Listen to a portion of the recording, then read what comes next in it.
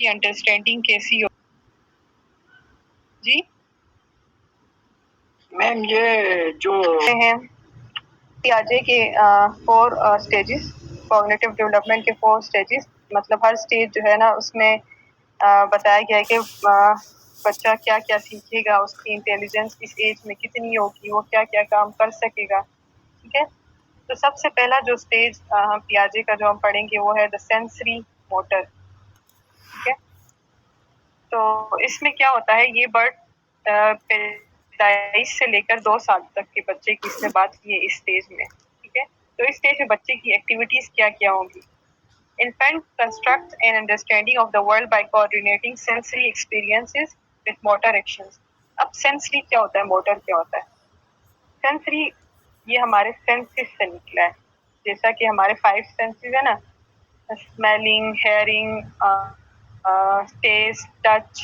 ठीक है, ये जो 5 हमारे सेंसेस है ना, इनको हम सेंसरी बोलते हैं कि बच्चा इन 5 सेंसेस से जो सीखता है ना उसको सेंसरी एक्सपीरियंस बोलेंगे। मोटर क्या होता है? मोटर स्किल्स ना 2 टाइप के होते हैं, एक होता है फाइन मोटर स्किल, एक होता है ग्रॉस मोटर। बच्चे की फाइन मोटर स्किल्स क्या होंगी? फाइन से ही जैसे लफ्ज से पता चलता है, अब बच्चा ना लिखता है, लिखने की स्किल क्या है? फाइन मोटर स्किल है। ठीक है, बच्चा अपने फिंगर्स को यूज करते हुए जो छोटे मोटे काम करता है ना, जो अपने हाथ को फिंगर्स को यूज करते हैं, उसको हम बोलते हैं फाइन मोटर स्किल। ठीक है, जैसा कि बच्चा अपने हाथों को यूज करते हुए खा रहा है कोई चीज, तो ये बच्चे की फाइन मोटर स्किल्स है। बच्चा अगर रेत में कुछ लिख रहा है, ये बच्चे के फाइन मोटर स्किल्स है। ठीक है, अब देखें डिफरेंट अभी स्कूल्स में बच्चों की फाइन मोटर स्किल्स पर टीचर्स काम करती है, तो वो कैसी एक्टिविटीज देती हैं? बच्चे को कलरिंग देते हैं ताकि उसकी फाइन मोटर स्किल्स डेवलप हो। अभी बात करते हैं ग्रॉस मोटर स्किल्स की। ग्रॉस मोटर स्किल्स होती हैं बच्चा बड़ी, मतलब ये एक ना ब्रॉडर टर्म है जिसमें बच्चा भी भागता है, रनिंग रनिंग बच्चे की ग्रॉस मोटर स्किल है। बच्चा क्लाइंबिंग करता है, इसकी ग्रॉस मोटर स्किल्स है। ठीक है, ये जो वॉकिंग, रनिंग, ये इसकी किस में आती हैं? टचिंग, ये बच्चे की ग्रॉस मोटर स्किल्स में आती है। तो इसमें क्या होता है, बच्चा ना वर्ल्ड को, अभी छोटा बच्चा है, वो वर्ल्ड को कैसे ऑब्जर्व करता है? अपने सेंसेस को यूज करते हुए।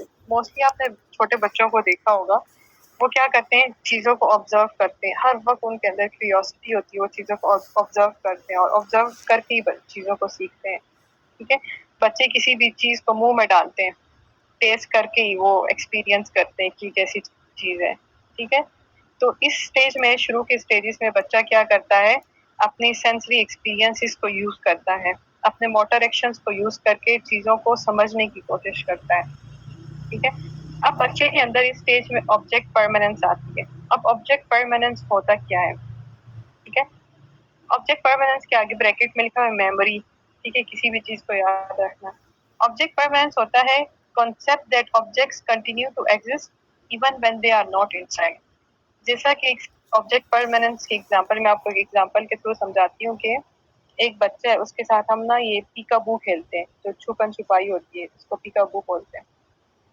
अब बच्चे को पता है जब हम छुपते हैं ना, तो बच्चे के माइंड में ये चीज है कि इसमें मतलब कोई ना कोई मेरा केयर गिवर मौजूद है जो मेरे साथ खेल रहा है। ठीक है, मतलब बच्चे की मेमोरी में वो चीज है, मतलब इतनी बच्चे के पास होती है, उसको पता है आसपास मौजूद है। ठीक है, ऑब्जेक्ट परमानेंस को मेमोरी भी कहते हैं। ठीक है, realise that object exist even if they are out of sight, मतलब बच्चा तो नहीं देख रहा, बच्चे को वो चीज नजर नहीं आ रही है, लेकिन बच्चे को पता है कि कोई ना कोई यहाँ मौजूद है। ठीक है, इसको बोलते हैं object permanence. Infants progress from reflexive instinctual actions at birth to the beginning of problem solving and symbolic abilities towards the end of this stage. ठीक है, तो अभी यहाँ पे बताया गया कि रिफ्लेक्सिव एक्शंस उनको कहते हैं, बच्चा शुरू शुरू में दूध पीता है, सकिंग करता है, अपना अंगूठा मुंह में डालता है, ये सारे क्या है, बच्चे के रिफ्लेक्सिव एक्शन है। बच्चा किसी चीज को पकड़ता है, ग्रेस्पिंग जिसको बोलते हैं, ये सारे बच्चे के रिफ्लेक्सिव एक्शन है। इस स्टेज में बच्चा रिफ्लेक्सिव एक्शन मतलब इन एक्शन से गुजरते हुए एक ऐसे स्टेज पे आता है जहाँ पे उसकी ना मतलब थोड़ी सी लैंग्वेज एबिलिटीज डेवलप होती है। ठीक है, थोड़ी मतलब वो प्रॉब्लम सॉल्विंग, छोटे मोटे प्रॉब्लम सॉल्विंग एबिलिटीज उसमें आ जाती हैं। ठीक है, प्रॉब्लम सॉल्विंग स्टार्ट होता है इस स्टेज से। अब 2 साल का बच्चा है, ठीक है, 2 साल का बच्चा एक एक वर्ड बोलना स्टार्ट करता है ना, 1 वर्ड 2 वर्ड, ठीक है। तो शुरू में क्या था, बच्चा सिर्फ दूध पीता था, ठीक है, बस ये उसका काम था। लेकिन at the end of this stage बच्चा क्या करता है, उसकी प्रॉब्लम सॉल्विंग जो है ना और लैंग्वेज की जो एबिलिटीज है वो डेवलप होना स्टार्ट होती है, ठीक है। उसके बाद जो नेक्स्ट हमारा स्टेज है वो है pre operational stage. Pre operational stage 2 साल से लेकर 7 साल तक, ठीक है। अब जो छोटे बच्चे होते हैं उसको हम क्या बोलते हैं, टोडलर्स बोलते हैं ना। So this stage begins when the child starts to use symbols and language. This is the period of developing language and concepts. So the child is capable of more complex mental representation. He is still unable to use operations. ठीक है। इस stage में बच्चा क्या करेगा, किसी भी चीज को देख के, जैसे कि बच्चा एप्पल है, एप्पल को देख के आगे से बोलेगा दिस इज एप्पल, ठीक है। बॉल को देख के बोलेगा दिस इज बॉल। मतलब बच्चा इस स्टेज में आके ना ऑब्जेक्ट्स को नाम देना स्टार्ट करता है, उसकी लैंग्वेज डेवलपमेंट स्टार्ट होती है ना, तो बच्चा सिंबल्स को देख के या ऑब्जेक्ट्स को देख के बोलना स्टार्ट कर देता है। लेकिन इस स्टेज में बच्चे की ना ये लॉजिकल मेंटल स्किल्स अभी भी डेवलप नहीं होती, ठीक है। मतलब जैसे कि बच्चा जो है ना मैथ के प्रॉब्लम सॉल्व करना, अरिथमेटिक जिसको बोलते हैं, ठीक है, ये रूल्स बच्चे को अभी भी नहीं आते हैं, लेकिन जस्ट वो चीजों को देख के नाम बोलता है। अब इसी के अंदर ना 2 स्टेजेस हैं, एक 2 से 4 साल तक जिसको प्री कंसेप्चुअल बोलते हैं, एक 4 से 7 साल तक जिसको हम इंट्यूटिव स्टेज बोलते हैं। जो प्री कंसेप्चुअल स्टेज है इसमें क्या होता है कि बच्चे की स्पीच ईगोसेंट्रिक होती है। अब ईगोसेंट्रिक होता क्या है, ईगोसेंट्रिक में ये होता है ना कि बच्चा कहता है कि बस मैं जो बोलता हूँ ना यही ठीक है, ठीक है। बच्चा ना किसी बड़े की पॉइंट ऑफ व्यू को नहीं मानता है, वो कहता है बस मैं सही हूँ। अब जैसे बच्चा कहता है ना एरोप्लेन को भी बर्ड बोलता है, तो अब बच्चा ना उस टाइम ईगो सेंट्रिक होता है। अब उसका कोई पेरेंट कहे कि एरोप्लेन है तो वो नहीं मानेगा, वो कहेगा नहीं ये बर्ड ही है, ठीक है। तो बच्चे की स्पीच क्या होती है, प्री कंसेप्चुअल स्टेज में ईगो सेंट्रिक होती है, वो किसी और का पॉइंट ऑफ व्यू एक्सेप्ट नहीं करता है, ठीक है। और उसके बाद ना इसमें एक और कॉन्सेप्ट है कि बच्चा क्या करता है, हर जो नॉन लिविंग थिंग्स होते हैं ना उनको लिविंग थिंग्स कंसीडर करता है। जैसे कि बच्चे के पास एक कोई डॉल है, ठीक है, वो डॉल को कभी खाना खिला रहा होगा, कभी उसको सुला रहा होगा, तो वो क्या करता है, नॉन लिविंग थिंग्स को लिविंग कैरेक्टर्स देने की कोशिश करता है, क्योंकि बच्चा ईगो सेंट्रिक होता है, उसको समझ नहीं होती है, ठीक है। अब नेक्स्ट इसी प्री ऑपरेशनल के अंदर जो नेक्स्ट स्टेज है वो है इंट्यूटिव स्टेज, जो कि 4 से 7 साल तक है। अब बच्चा ना थोड़ा सोशल होना स्टार्ट होता है, पहले तो ईगो सेंट्रिक था ना कि बस मैं ही मैं, लेकिन अभी इस स्टेज में आके थोड़ा सोशलाइजेशन बच्चे की स्टार्ट होती है, बच्चा ना लेस ईगो सेंट्रिक हो जाता है। अब बच्चा ना दूसरे बड़ों का पॉइंट ऑफ व्यू समझने की कोशिश करता है, ठीक है। The child base their knowledge on what they feel or sense to be true, yet they cannot explain the underlying principles behind what they feel or sense. ठीक है, लेकिन अभी भी बच्चे के पास इतनी अंडरस्टैंडिंग नहीं होती वर्ल्ड के बारे में, लेकिन फिर भी वो थोड़ा बहुत समझने की कोशिश करता है, ठीक है, लेस ईगोसेंट्रिक बन जाता है। अब इसी स्टेज के अंदर 2 चीजें हैं, ईगोसेंट्रिज्म और एमनिज्म। ईगोसेंट्रिज्म का मैंने आप लोगों को पहले भी बताया कि child thoughts are egocentric about themselves, their own point of view.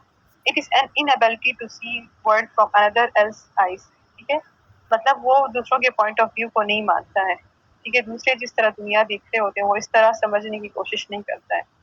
और एमनिज्म में यही है, जैसे मैंने डॉल की एग्जांपल दी थी कि बच्चा ना नॉन लिविंग को लिविंग थिंग्स की तरह ट्रीट करने की कोशिश करता है, ठीक है।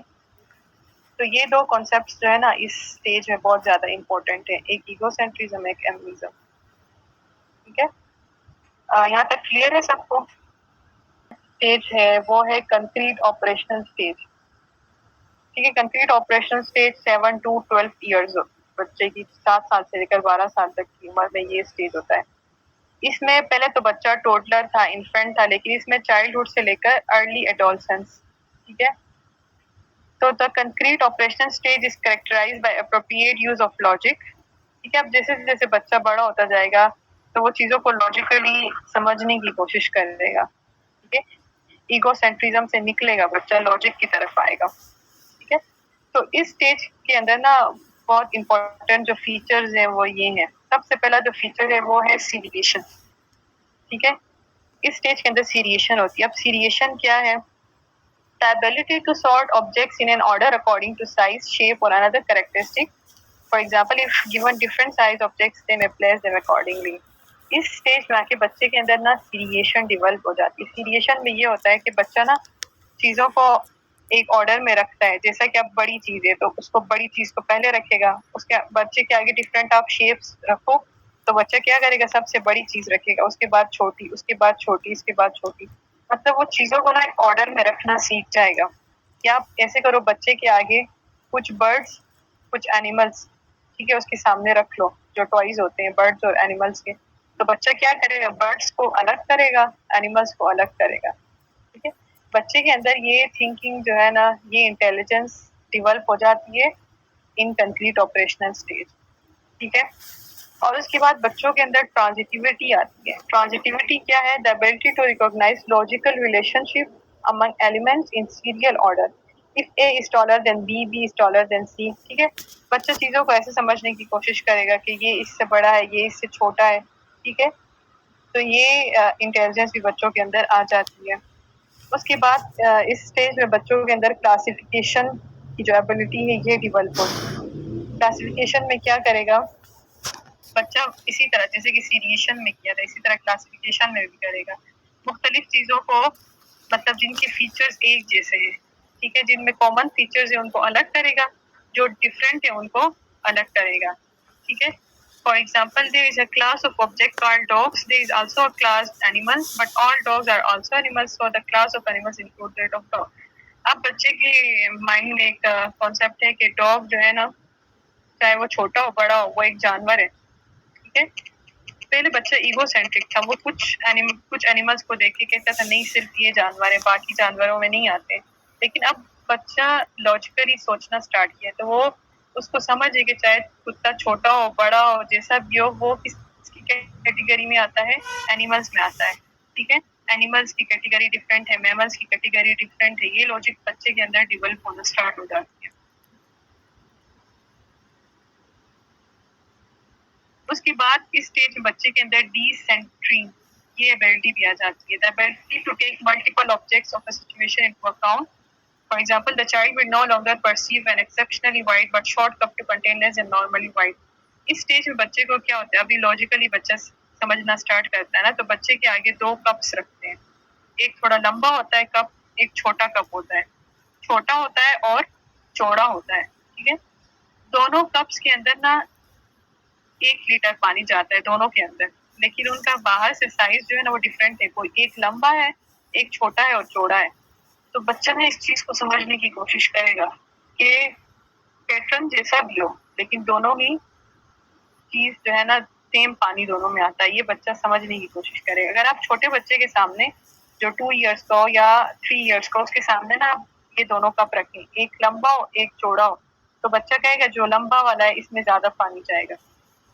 नहीं, लेकिन इस स्टेज में आके बच्चा लॉजिकली समझना स्टार्ट करता है तो उसको पता है कि दोनों में सेम पानी आएगा, दोनों में 1-1 लीटर पानी आएगा, चाहे वो लंबा है या छोटा है। ठीक है, अब रिवर्सिबिलिटी, मतलब आपने याद रखना है कि इस स्टेज में बस हर चीज बच्चा लॉजिकली सीखेगा।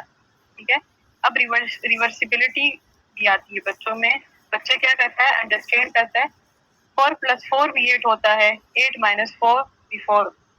मतलब ये बच्चा रिवर्स करके समझने की कोशिश करता है। अब जैसे मल्टीपल, यहाँ पे एक एग्जांपल दी है एडिशन की। ठीक है, 4+4 equals to 8, 8-4 is equals to 4। मतलब चीजों को रिवर्स करके भी वो समझने की कोशिश करेगा। ठीक है, कंजर्वेशन, बच्चे के अंदर कंजर्वेशन आती है। कंजर्वेशन में क्या है? Understanding that the quantity, length और number of items unrelated to the arrangement और appearance of the object. Decentring और कंजर्वेशन तकरीबन सेम ही कॉन्सेप्ट है। ठीक है, क्वांटिटी, लेंथ या नंबर पर डिपेंड नहीं करता है। ठीक है, अपीयरेंस पे, किसी भी चीज के अपीयरेंस पे डिपेंड नहीं करता। ठीक है, कोई भी चीज, जैसे मैंने डिसेंटरिंग में एग्जांपल दी थी, वो यहाँ भी फिट आती है। ठीक है, उसके बाद बच्चों के अंदर ईगोसेंट्रिज्म खत्म हो जाता है, एलिमिनेशन ऑफ ईगोसेंट्रिज्म। ठीक है, वो दूसरों के पॉइंट ऑफ व्यू को भी एक्सेप्ट करते हैं और समझने की कोशिश करते हैं। और उसके बाद बच्चा जो है ना डिफरेंट ऑपरेशंस, मतलब जैसे मैथ के सवाल है, मल्टीप्लिकेशन, एडिशन, डिवीजन, ये सब जो है ना बच्चा इन ऑपरेशंस को परफॉर्म कर सकता है एट दिस एज। ठीक है, अभी हमारा जो है नेक्स्ट है लास्ट, जिसको हम लास्ट स्टेज बोलेंगे, वो है फॉर्मल ऑपरेशनल स्टेज। ठीक है, फॉर्मल ऑपरेशन स्टेज जो है ना 12 साल से लेकर अडल्टहुड तक। ठीक है, आगे जहाँ तक ठीक है वो सिलता है 12 years और above.